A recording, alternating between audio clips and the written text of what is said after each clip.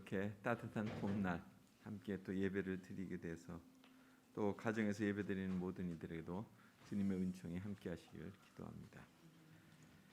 여러분, 새로운 단어인데요. 티핑 포인트라고 하는 말을 들어보셨나요? 티핑 포인트. 아마 처음 들어보셨을 것 같고요. 또 이 말이 생소하다고 생각되실 텐데, 이 말은 무슨 의미냐면 처음에는 아주 미미하게 이렇게 진행되다가 어느 순간이 되면 그 균형이 깨지면서 예상치 못한 일들이 폭발적으로 일어나는 그런 거. 이걸 바로 티핑 포인트라고 이렇게 얘기한다는 거예요. 이거는 노벨 경제학상을 받은 그 토마스 쉐링이라고 하는 사람이 그의 논문에서 갑자기 뒤집혀지는 지점, 이것을 얘기할 때 티핑 포인트라고 얘기했습니다. 그런데 엄청난 변화가 갑자기 일어나는 것이 아니고 천천히 서서히 일어나다가 어느 순간에 그렇게 갑자기 변화가 일어난다는 거예요. 이를테면 우리가 큰 바위를 이렇게 망치로 이렇게 때리는데 정말 이 망치로 때려서 이게 깨질까 그렇게 생각하지만 계속 때리다가 보면 어느 순간에 그 바위에 금이 갈 때가 오잖아요. 그런데 그 지점이 언제인지는 모르죠. 그러나 그 지점이 그때 깨지는 금이 생길 그때, 그것이 바로 티핑 포인트다. 이렇게 얘기를 하고 있습니다. 그러니까 이것은 왜냐하면 사람들이 마지막 순간, 정말 돌이 깨져나가든 상황이 급변하든 그런 순간이 오기까지 기다리면서 인내할 수 있으면 좋겠다. 바로 그 순간이 언젠가, 그것을 지금 사람들은 기다리고 있다. 그런 얘기죠. 그런데 사람들은 사실 그 순간이 언제일지를 몰라서 힘들어하고 지쳐합니다. 대관적으로 언제 우리의 삶이 바뀌는 거야? 언제 우리가 마스크를 벗고 자유롭게 살 수 있는 거야? 언제 내 삶이 좀 더 편안해질 수 있는 거야? 뭐 그러다 보니까 자꾸 지쳐서 가고 있다는 거죠. 그러니까 자신들의 문제가 해결되지 않을 때, 또 자신 안에 어떤 질병의 문제의 치료가 끝나지 않을 때, 끝이 안 보일 때, 또 답답한 현실이 계속될 때, 사실 우리는 이 티핑 포인트라는 것을 기다리고 있다고 하는 거예요. 오늘 본문에도 보면 이스라엘 백성들이 지난주에 요단강을, 물이 그 발목까지 찰찰 흐르는 그 요단강을 제사장이 발을 디디면서 그러면서 건너기 시작할 때 물이 참으로 갈라지고 그 땅을 육지와 같이 그렇게 건너갔다는 말씀 기억하시죠? 이제 그들이 그 요단강을 건너가서 맞이한 첫 번째 과제는 여리고 성에 대한 점령입니다. 여리고 성, 예루살렘, 지금 이스라엘의 수도잖아요. 예루살렘의 그서 동북쪽으로 30km 정도 거리에 있는 곳에 이 여리고가 있었습니다. 그러니까 여리고는 정상적인 군사 작전으로는 점령하기가 힘든 아주 불가능한 아주 그런 지형 조건을 가지고 있습니다. 오래전에 우리도 한번 그 성지순례를 간 적이 있었잖아요, 교인들하고. 지금은 그 요르단 서안 지역에 팔레스틴 사람들이 살고 있는 그런 지역 안에 있습니다. 그리고 그 지역의 이름은 우리는 여리고라고 이렇게 얘기하지만 제리코입니다.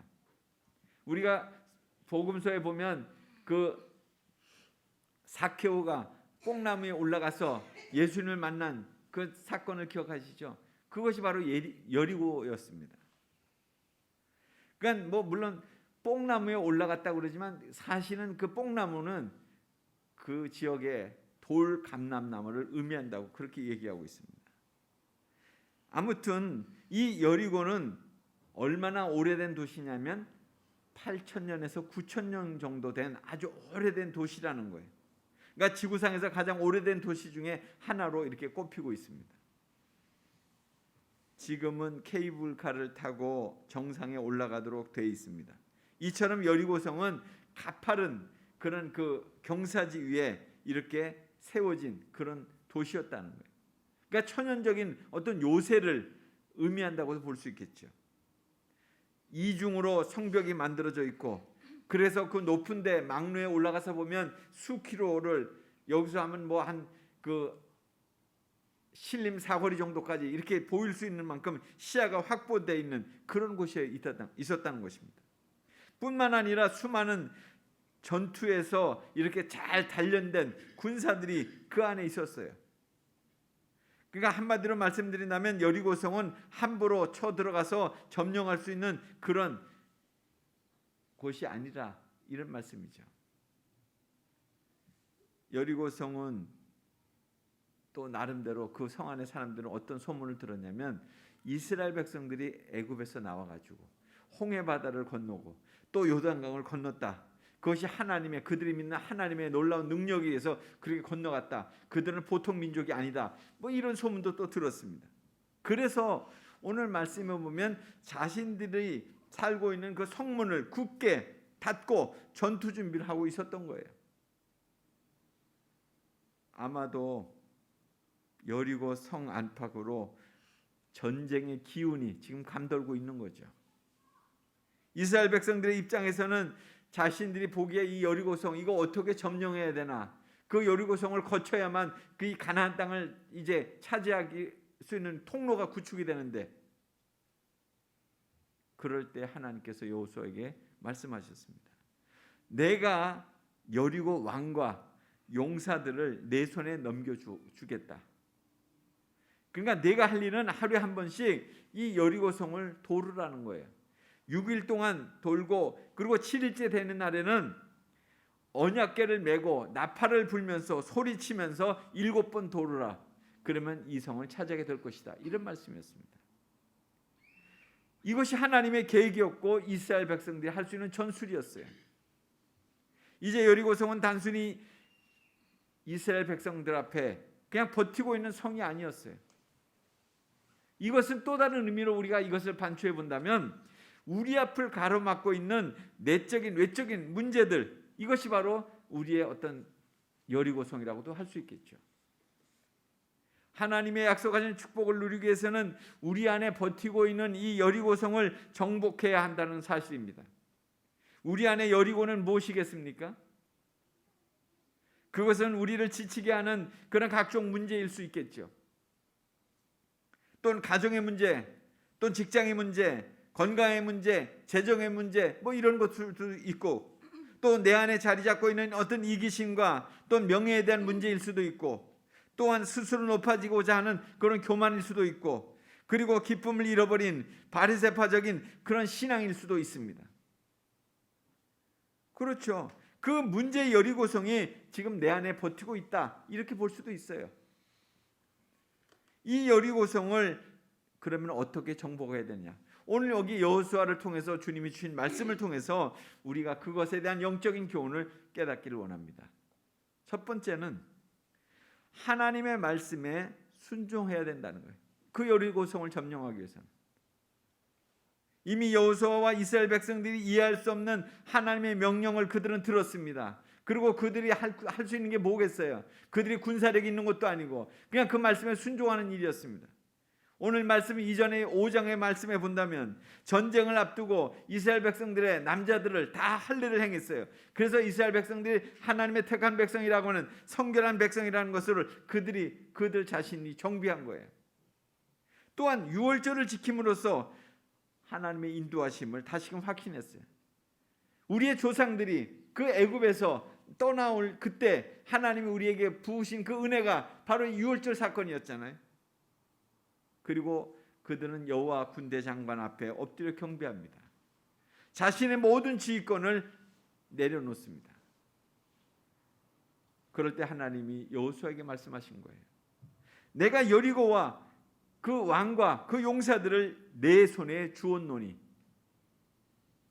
이 말씀은 내가 반드시 승리할 것이다. 이제 아직 싸움이 시작되지 않았지만 승리는 너에게 주어질 것이다. 이렇게 지금 말씀하시는 거죠. 하나님 앞에서 이스라엘 백성들이 이 같은 영적인 준비를 하고 있을 때 이김을 주시겠다고 이렇게 말씀하신 거예요. 이것은 여호수아에게만 주시는 하나님의 말씀이 아닙니다. 오늘 내 안에 버티고 있는 영적 여리고를 점령하고자 하는 모든 하나님의 백성들에게 주시는 하나님의 약속의 말씀이에요. 이처럼 하나님의 말씀은 승리를 가져오는 최고의 무기라는 거예요. 하나님의 말씀은 생명을 주시는 능력이 된다는 거예요. 하나님의 말씀은 사탄을 제어하는 그런 권세를 주셨다는 거예요. 하나님의 말씀은 병든 자를 치유하는 회복의 능력이 있다는 것이죠. 하나님의 말씀은 만사를 변화시키는 능력이 있다는 것입니다. 하나님은 영적 전쟁을 수행하는 모든 성도들에게 하나님의 전신갑주를 입으라고 그렇게 말씀하십니다. 우리를 공격하는 모든 권세들을 깨트리고 능히 승리하기 위해서는 바로 성령의 검, 말씀의 검으로 무장하라는 거예요. 오늘 우리의 영적 전쟁에서 승리하는 비결은 바로 말씀을 따라가는 길입니다. 그래서 하나님께서 하나님의 약속을 성취하시기 위한 그 비결을 여호수아에게 제시하셨잖아요. 오직 강하고 담대하며 나의 종 모세가 내게 명령한 그 율법을 다 지켜 행하고 우로나 좌로나 치우치지 말라. 그리하면 어디로 가든지 형통하리니 이 율법책을 내 입에서 떠나지 말게 하며 주야로 그것을 묵상하며 그것에 기록된 대로 다 지켜 행하라. 그리하면 내 길이 평탄케 될 것이고 내가 형통하리라. 주님의 말씀이에요. 그렇습니다. 하나님의 말씀을 따라가면 결코 패하지 않는다는 것입니다. 하나님의 말씀에 순종하는 자는 항상 승리한다는 것입니다. 그 길이 평탄하고 형통케 된다는 것이죠. 말씀대로 순종하는 여호수아에게 하나님은 다시 한번 승리의 확신을 주셔요. 내가 여리고와 그 왕과 용사들을 내 손에 주었노니, 주님은 오늘 우리에게도 그렇게 말씀하시는 것입니다. 너희가 말씀대로 믿기만 해라. 그러면 내 앞에 있는 모든 대적들을 내가 다 물리쳐 주겠다. 너로 승리케 하겠다. 그렇게 말씀하시는 것입니다. 이 하나님의 약속의 말씀을 굳게 붙잡으시기 바랍니다. 세상의 허탄한 소문이나 소리에 귀를 기울이지 마십시오. 환경의 지배를 받지 마십시오. 하나님이 우리와 함께 하십니다. 진리의 말씀, 생명의 말씀에 귀를 기울이고 거기에 순종하십시오. 하나님의 말씀의 검을 들고 나가는 자에게 반드시 승리하는 역사가 일어날 줄로 믿습니다. 두 번째로는 믿음으로 행동하는 것입니다. 하나님이 제시한 여리고성의 점령 작전, 이거 이해할 수 있는 얘기입니까? 성벽을 부술 수 있는 무슨 무기를 준비하는 것도 아니고 특공대를 준비하는 것도 아니고 정쟁과는 전혀 상관없는 그냥 성주위를 매일 한 바퀴씩 말도 하지 말고 도르라는 거 아니에요. 그리고 7일째 되는 날에는 7바퀴를 돌고 제사장으로 나팔을 불게 하고 소리 지르고, 그렇게 되면 견고한 성이 무너질 거다. 참으로 이해 불가한 명령이에요. 여러분, 이 장면을 한번 상상해 보세요. 눈앞에 여리고성이 거대한 정말 요새와 같은 그 성이 버티고 있고, 성문은 닫혀 있고 적막감이 감돌고 있고 숨소리 하나 나지 않을 거 아니에요. 맨 앞에 오늘 말씀해 보면 선봉대가, 무장한 선봉대가 있고 그 뒤에는 나팔을 든 7 제사장이 따라가고 있고 언약궤가 이어지고 있고 그리고 군사들이 행진을 하고 있습니다. 그 성의 크기가 얼마인지 고고학자들이 말하기를 1시간 이상을 걸어야지 그 성을 다 도를 수 있다는 거예요. 이스라엘 백성들에게 있어서는 엄청난 모험이에요. 용기도 필요해요. 그 성 주위를 돌 때 그 위에서 집어 던지거나 뭐 이렇게 할 수 있잖아요. 공격할 수 있잖아요. 그럴 때 속수무책이죠. 그러나 그들이 순종할 수 있었던 이유, 하나님 말씀에 대한 적극적인 믿음이 있었기 때문에 그렇게 한 거예요. 믿음이 없이는 결코 할 수 없는 행동입니다. 이것은. 그래서 히브리서 11장 믿음장이라고 하잖아요. 거기에 30절에 그런 말씀이 나와요. 믿음으로 7일 동안 여리고를 도니 성이 무너졌으며, 무너졌다는 거예요. 여리고가 무너진 것은 하나님의 말씀에 대한 철저한 순종으로, 그 믿음의 결과로 무너졌다는 것이죠. 믿음은 이처럼 상식을 뛰어넘습니다. 믿음은 이성을 초월해요. 믿음은 신앙생활의 가장 중요한 출발이고 기초고 그리고 보화가 되는 것입니다. 믿음은 하나님의 약속을 성취하는 능력이 되는 것입니다. 예수 그리스도를 주로 믿는 자는 세상을 이길 수 있어요. 우리는 어떤 세상적인 방법이나 어떤 이런 어떤 적극적인 어떤 뭔가 시도를 가지고 그렇게 우리는 이길 수 있는 싸움을 살 수 있는 건 아니잖아요. 많은 사람들이 사실 지금도 자기 나름대로 어떤 그런 계획과 지식과 어떤 무슨 선행과 의를 가지고 내가 그 진리에 이르려고 그것을 깨달으려고 몸부림치고 있어요. 그러나 오직 예수 그리스도가 아니면 안 됩니다. 길이요 진리요 생명이신 예수님을 만나야만, 오직 그분만이 우리의 유일한 진리가 되기 때문에 그렇습니다. 그리스도를 내 인생의 주인으로 믿고 하나님의 자녀가 된 자만이 진정한 승리를 얻을 수 있다는 거예요. 예수 그리스도를 믿는 자에게 반드시 이김을 주시는 그 이김의 축복이 있다는 것입니다. 비록 이스라엘 백성들이 이성적으로는 이해할 수 없는 그런 행동으로 성을 돌았지만 그들은 믿음으로 나갈 때 하나님께서 가나안의 그 적군들을 다 간담을 선언하게 만들어 주셨어요. 인간의 방법이 아닌 하나님의 방법으로 그 여리고를 무너지게 하셨다는 것이죠. 사랑하는 여러분, 내 힘으로, 내 방법으로, 내 재주로 그렇게 하지 않으셔도 됩니다. 세상을 이기는 비결은 오직 예수 그리스도를 믿는 그 믿음에 있다는 것입니다. 우리의 대장 되신 예수 그리스도를 앞세우고 믿음으로 전진할 때 내 앞에 모든 여리고는 무너질 줄로 믿습니다. 세 번째로는 침묵하며 기다리라는 거예요. 이스라엘 백성들은 매일같이 여리고 성을 돌았잖아요. 성을 돌 때마다 이 성이 어떤 변화가 일어나는 건 아닐까? 무너짐에 어떤 조짐이 생기는 거 아닐까? 그런 걸 기대했을 거 아니겠어요? 그러나 사실 6번 돌 때까지 아무런 변화도 없었잖아요. 그럴 때 부정적인 생각을 가진 사람이 거기에 있었다면 한마디 하지 않았을까요? 왜 아무런 징조가 없는 거야?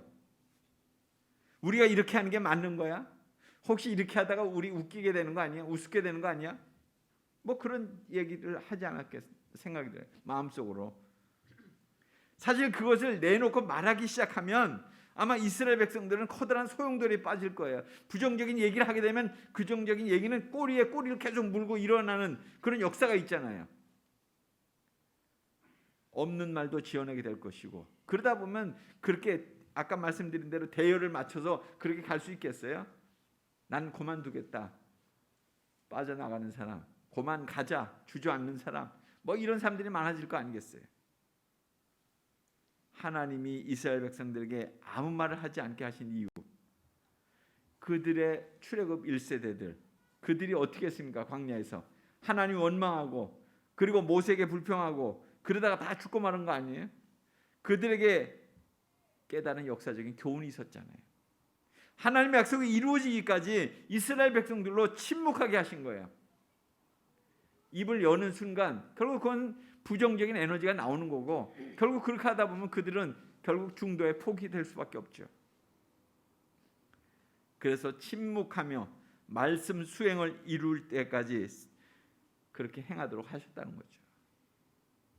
우리의 신앙생활 속에서도 많은 말보다 침묵이 더 힘이 될 때가 많잖아요. 여러분, 말을 많이 하기보다는 그냥 들으려고 또 애를 쓰십시오. 듣기는 빨리 하고 말하기는 더디하라고 하는 주님의 말씀도 기억하시잖아요. 그러니까 할 수만 있다면 하나님의 음성을 듣기 위해서 침묵하는 거예요. 침묵은 하나님께 집중하는 것이고요, 하나님의 음성에 귀를 기울이는 것이고요, 하나님의 때를 기다리면서 묵묵히 침묵하는 자는 하나님의 승리를 맛볼 수 있다는 것입니다. 오늘은 예수님이 어린 나귀를 타시고 예루살렘에 입성하신 그런 종료주일이죠. 우리의 구원을 위해서 예루살렘에 입성하신 그 예수님, 내가 너희들의 구주로서 내가 이제 이 예루살렘으로 입성한다, 이렇게 소문내지 않으셨어요? 그냥 어린 나귀를 타시고 백성들은 열렬히 환호하는데 거기에 침묵하시면서 그냥 입성하셨어요. 오직 십자가의 길을 걸으시기 위해서 예루살렘에 오시는 그 예수님은 하나님의 뜻을 실천하기 위해서 오신 거예요. 이스라엘 백성들 잘 몰라가지고 우리를 위한 메시아로 오시는가 보다, 비록 어린 나귀를 탔지만 그러면서 환호했어요. 그러나 하나님은 하나님의 계획하신 대로 우리의 구원을 위해서 십자가의 죽음을 맞게 하셨어요. 그리고 온 인류의 구원의 주님으로 희생케 하셨죠. 우리가 기억해야 될 것은 하나님의 구원이 이루어지기까지 우리는 기다리는 거예요. 하나님은 약속하신 말씀대로 반드시 이루시는 분이심을 굳게 믿는 것입니다. 그리고 하나님은 그 말씀을 믿는 자에게 승리를 주시는 분이시라는 것을 기억하시기 바랍니다. 여리고를 점령하기까지 침묵하며 돌아야 되는 그런 시간처럼 우리 인생의 여리고를 참으로 점령하기까지 약속의 말씀을 붙잡고 계속 기도하는 그런 시간이 있음을 기억하시기 바랍니다. 반드시 7째 날이 올 것이며 그 7번 돌 때 여리고 성이 무너지듯이 우리 인생의 여리고도 무너지게 될 것입니다. 결국 하나님의 일은 하나님의 방법대로 하나님의 사람을 통해서 하나님의 때에 이루어지는 것입니다. 여리고 성을 무너뜨린 것은 인간의 창칼이 아니라 하나님이셨잖아요. 아무리 이성적으로 이해가 되지 않는다 할지라도 원망하거나 불순종하면 여리고는 무너지지 않을 것입니다. 하나님의 작전이 논리적으로 이해되지 않는다 할지라도 한 걸음씩 포기하지 말고 끝까지 인내하시기 바랍니다. 하나님 앞에서 침묵하면서 집중해서 나가야 되는 거예요. 우리는 하나님의 약속을 믿고 끝까지 전진해야 됩니다. 마침내 여리고가 무너지는 티핑 포인트가 임하게 될 거예요. 그 순간은 모르죠. 우리는 몰라요. 하나님만 아시는 거니까. 그 순간, 그 은혜가 여러분의 삶 속에 임하는 그 순간이 오게 되기를, 그래서 그런 은혜가 여러분 안에 새롭게 경험되어지는 축복이 있게 되기를 간절히 소원합니다. 같이 기도하겠습니다.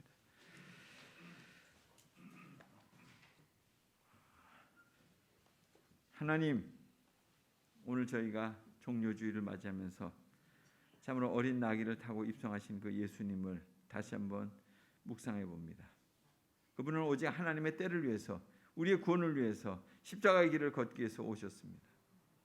우리는 잘 몰라 소리 지르고, 그리고 또 우리를 위한 정말 주님이 무엇을 하실지도 잘 모르는 채 그냥 어리둥절할 때가 많았습니다. 오늘 그러나 주님은 분명히 여리고성을 점령시키시면서 분명히 말씀하셨고 침묵하며 인내하도록 하셨습니다. 우리의 삶의 환경과 변화가 언제 어떻게 이루어질지 모르지만 하나님의 때가 이루어질 때까지 끝까지 하나님 저희로 인내하며 믿음을 가지고 나갈 수 있게 하여 주옵소서. 그래서 하나님의 그 때, 하나님께서 우리에게 부어주실 그 은혜를 하나님 참으로 기대하며 다시 한번 믿음으로 전진해가는 하나님의 사람들에게 축복해 주옵소서. 예수님 이름으로 기도드리옵나이다. 아멘.